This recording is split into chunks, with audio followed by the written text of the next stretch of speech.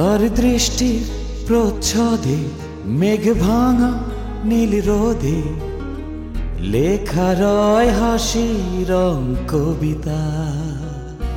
চেয়ে চেয়ে দেখি তাকে, সে হাসির ফাঁকে ফাঁকে আঁকা থাকে বেদনার ছবিটা। সে যেন হাওয়ায় ওড়া প্রজাপতি, একজন মায়াবতী মায়াবতী।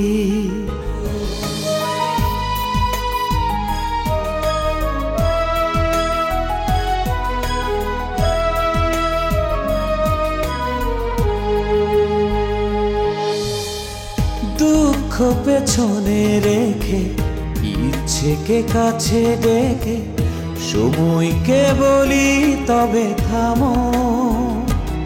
ও স্মৃতির চাদর পরে গল্পের শহরে তার পথে এক হতে নামো। সে যেন হাওয়ায় ওড়া প্রজাপতি, একজন মায়াবতী মায়াবতী।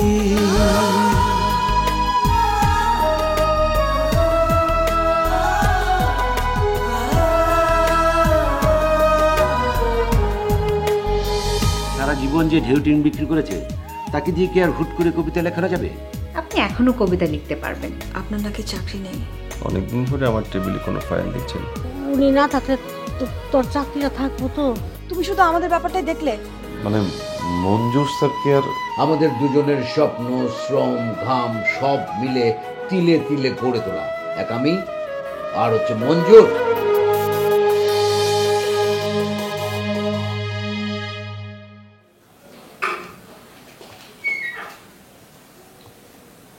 স্যার কোথায়? স্যার আসুন মিস মীরা, ভিতরে আসুন। ও স্যার, আপনি? আমি তো আপনাকে চিনতেই পারিনি। আপনার এই কি গেটআপ? কেন, খারাপ লাগছে? না, দারুণ হ্যান্ডসাম লাগছে।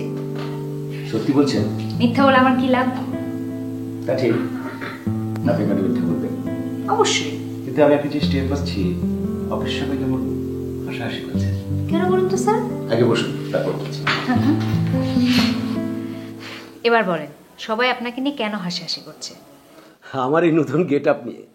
কেন? আপনাকে তো দারুণ লাগছে। আসলে থেকে বুঝতে চায় না, জানেন? এই পায়জামা পাঞ্জাবি হলো আমাদের দেশের ঐতিহ্য, আর কোট প্যান্ট টাই এগুলো এসছে ওই পশ্চিমা দিক থেকে। সর্বনাশ! স্যার, আপনি কি রাজনীতিও? এক সময় যে করতাম না তা তো নয়। কত মিটিং, মিছিল, সংগ্রাম, ওল্ড গোল্ড ডেজ। জি স্যার। আচ্ছা স্যার, বাদ দেন, এখন বলেন আমাকে কেন রেখেছেন? আচ্ছা, একটা জিনিস আমি লক্ষ্য করেছি, এই অফিসে কেউই সংস্কৃত মনা নয়। শুধু আপনি ছাড়া। আর আপনি? জি বলেন স্যার।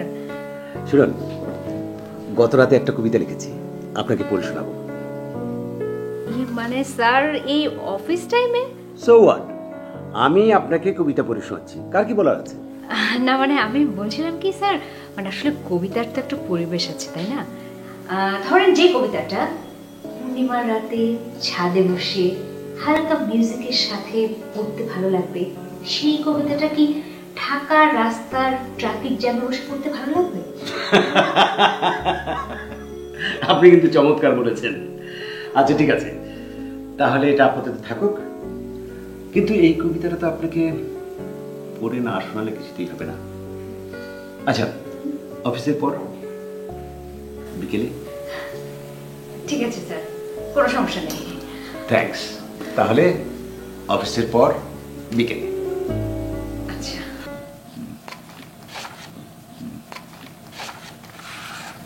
ঠিক আছে।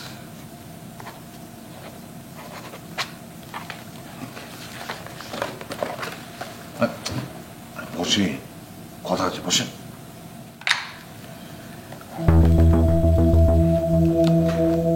মঞ্জুর সাহেব তো শেষ। সত্যি? অলরেডি গেছেন। আহারে, আরে আপনি আহারে করছেন কেন? শোনেন পরিমণ্ডল, একসময় কে কত বড় ছিল তা দিয়ে তোর বর্তমান চলবে না, চলবে? এটা ঠিক যে মঞ্জুর সাহেব এই অফিসের জন্য অনেক কিছু করেছেন, একসময় অনেক কিছু করেছেন, কিন্তু এখন কি করছেন? হ্যাঁ, সারাদিন খালি ঘুরে বেড়ান। তাকে অফিসের কোনো কাজ করতে দেখেছেন কখনো? তো যে কাজ করবে না তার এই অফিসের দরকার কি? তা তো ঠিক। কাগজপত্র সব কমপ্লিট, মনে হয় 2-1 দিনের মধ্যেই ঘটনা ঘটে যাবে। আরে বেচারার জন্য খুব খারাপ লাগতেছে। ভালো মানুষ, বড় ভালো মানুষ। আরে দূর মশাই, শুধু ভালো মানুষ দিয়ে কি আর এই অফিস চলবে? অফিসে দরকার কাজের মানুষ। শুধু ভালো মানুষ দিয়ে কোনো লাভ নেই। যান, যান, যান। কাজ করতে, কাজ করতে।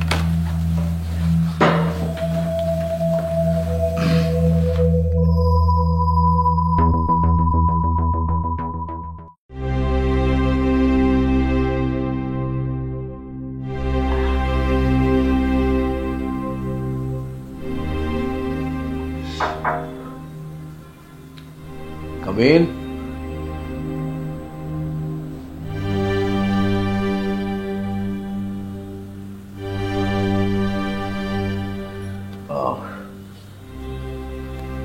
আপনার খারাপ লাগছে? না ঠিক আছে স্যার। তাহলে চলুন মঞ্জুরের রুমে বসে কথা বলি। না স্যার ঠিক আছে, এখানেই বলুন, সমস্যা হবে না। বসুন।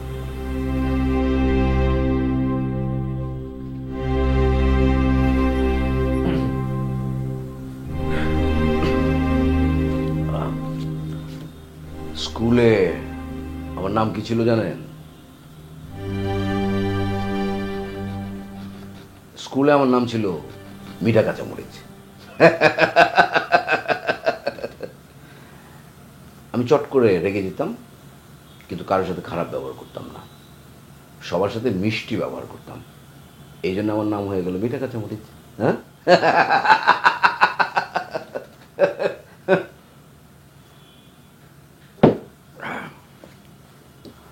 মঞ্জুর আমার স্কুল জীবনের বন্ধু। ছোটবেলা থেকে একসাথে বড় হয়েছি। ফুটবল খেলা থেকে বৃষ্টিতে ভেজা, ফল চুরি করা থেকে নদীতে সাঁতরানো, সবকিছু একসঙ্গে। এইচএসসি পাশ করার পর মঞ্জুর ভর্তি হলো জগন্নাথ কলেজে, আর আমি চলে গেলাম আইওয়া স্টেট ইউনিভার্সিটিতে ক্রিয়েটিভ লিটারেচার পড়তে। আমি সায়েন্সের স্টুডেন্ট, কিন্তু সায়েন্সের সাবজেক্টগুলো আমার ভালো লাগছিল না। ক্রিয়েটিভ লিটারেচারের ক্লাস আমার খুব ভালো লেগে গেল। প্রথম সেমিস্টারে একটা অ্যাসাইনমেন্ট দিতে বলা হলো। সেন্ট জোসেফ সিমেট্রির উপর 3000 শব্দের একটি অ্যাসাইনমেন্ট দিতে হবে। আমি কেটে কুটে লিখে ফেললাম।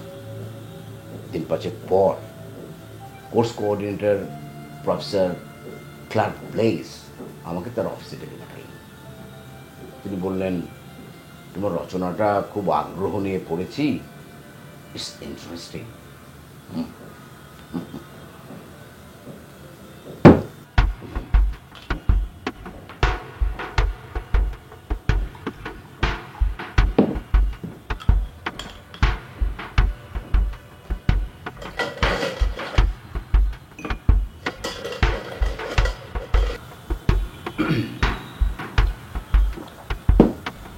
তো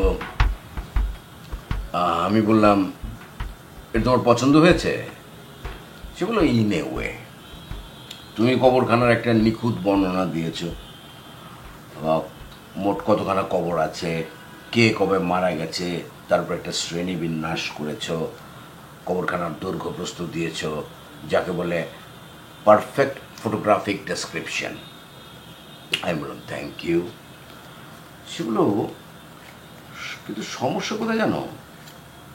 তোমার এই রচনা পড়ে মনে হলো তোমার মধ্যে কোনো ক্রিয়েটিভিটি নেই। আমি তোমাকে উপদেশ দেব অন্য যে কোনো একটা সাবজেক্ট নিয়ে পড়াশোনা করতে, যেমন ধরো ইঞ্জিনিয়ারিং। হ্যাঁ,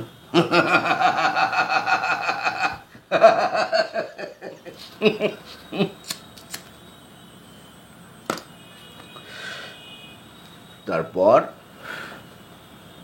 6 বছর আমেরিকাতে কাটিয়ে সিভিল ইঞ্জিনিয়ারিংয়ের উপরে ডিগ্রি নিয়ে আমেরিকান স্ত্রী পলিন আর 2 যমজ কন্যা প্যাট্রিসিয়া আর ভেরোনিকাকে নিয়ে দেশে ফিরে এলাম।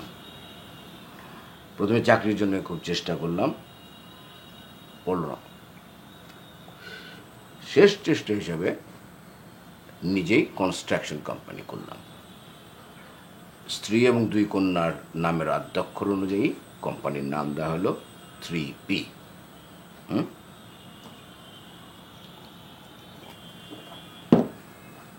মঞ্জুর জন্মলগ্ন থেকেই এই কোম্পানির সঙ্গে আছে। আমি তাকে বলেছিলাম বেতন দিতে পারবো না, পেটে বেঁধে থাকবি, রাজি থাকলে আয়। কোম্পানি যদি দাঁড়িয়ে যায় তাহলে তুই তো শেয়ার পাবি, আমি তোকে ঠকাবো না, বিশ্বাস কর, ঠকাবো না। সেই থেকেই আছি, আমরা আছি। কিন্তু আমি জানি না যে আমরা কতদিন এভাবে একসাথে থাকতে পারবো।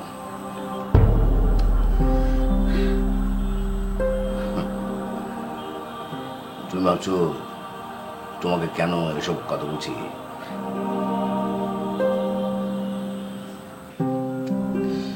আমার মনে হলো কথাগুলো তোমার জানা দরকার, তাই বললাম। তুমি ভয় পাচ্ছ কেন? স্যার, একটা কথা জিজ্ঞেস করতে পারি? কি? মঞ্জুর স্যারকে কি এই অফিস থেকে বাদ দিয়ে দেওয়া হবে?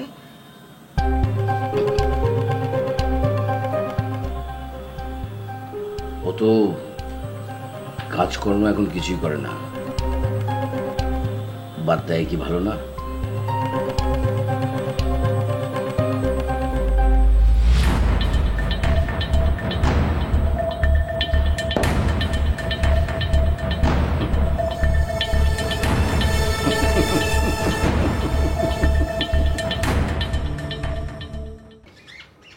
আচ্ছা, তুই যে পেপারে বিজ্ঞাপন ছাপাইলি, এটার কি খবর?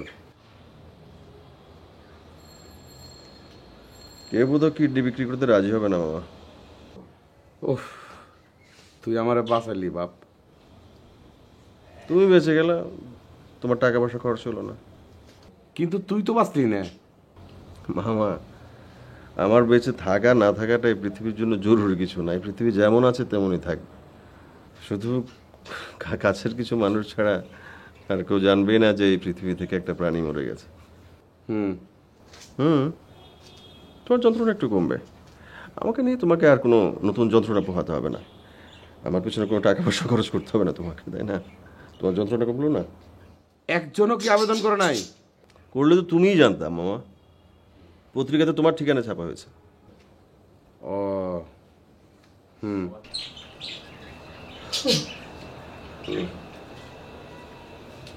মামা, ও মামা, চা খাবা?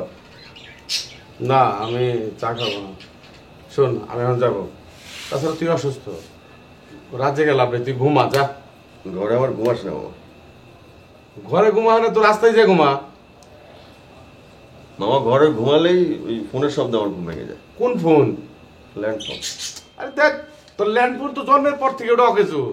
মামা, একটা ছেলে ওই ল্যান্ড ফোনে ফোন করে, আমি ঘুমিয়ে থাকলে আমাকে ফোন করে জাগায়, তারপর আমরা গল্প করি। তুই কি পাগল হয়ে গেছিস? মনে হয়। আমি নিজেও ঠিক মতো বুঝতে পারছি না মামা। আচ্ছা, কতদিন ধরে তোর এই অবস্থা? হয়েছে কয়েক মাস। তুই ভালো একটা পাগলের ডাক্তার দেয়া। অবশ্য তুই যখন ছোট ছিলি তখনই দেওয়ার উচিত ছিল। আমি যাই। ও, এই কলার ডাব কিন্তু দেখাই। কলার মধ্যে প্রচুর আয়রন আছে, একটা কলা যেন নষ্ট না। কি কইছি মনে আছে? আমি গেলাম। তোর শরীর খুব খারাপ, তাড়াতাড়ি ঘুমায় পড়। ওয়ালাইকুম আসসালাম।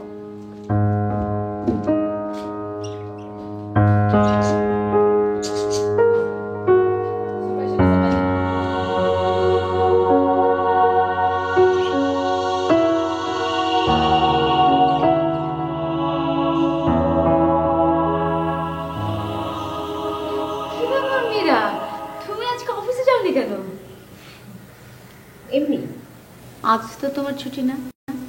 তোমার ছুটি তো অন্য দিন, আজ তো অন্যের ছুটি। আচ্ছা তোমার তো রোববারে ছুটি। তবু আজকে আমি ছুটি নিয়েছি। শরীর খারাপ? না না, এমনি।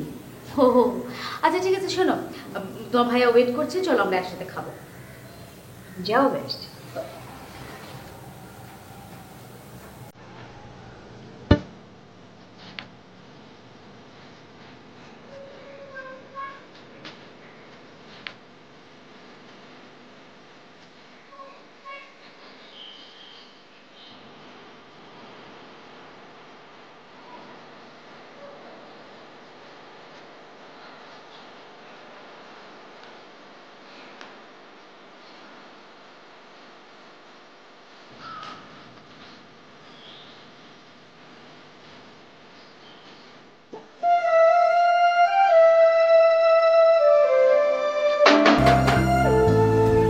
একজন মায়াবতী মায়াবতী, তার দৃষ্টি প্রচ্ছদে মেঘ ভাঙা নীল রোদে লেখা রয় হাসি রং কবিতা।